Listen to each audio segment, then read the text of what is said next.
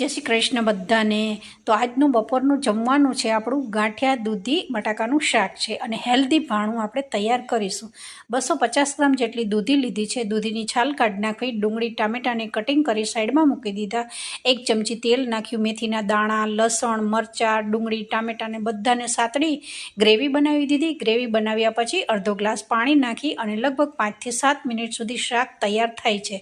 शाक थाय छे त्यां सुधीमां मैं लोट बांधी अने रोटली बी वणी लीधी छे।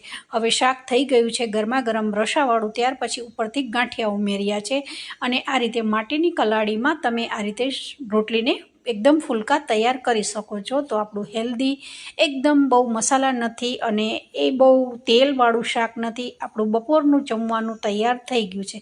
साथे ग्रीन चटनी छे, रोटली छे अने उपरथी आ रीते गांठिया रसावाळा शाकमां उमेरीने बी तमे खाई शको छो। तो आवा ज तमारे विडियो जोवा माटे जरूरथी सब्सक्राइब करजो।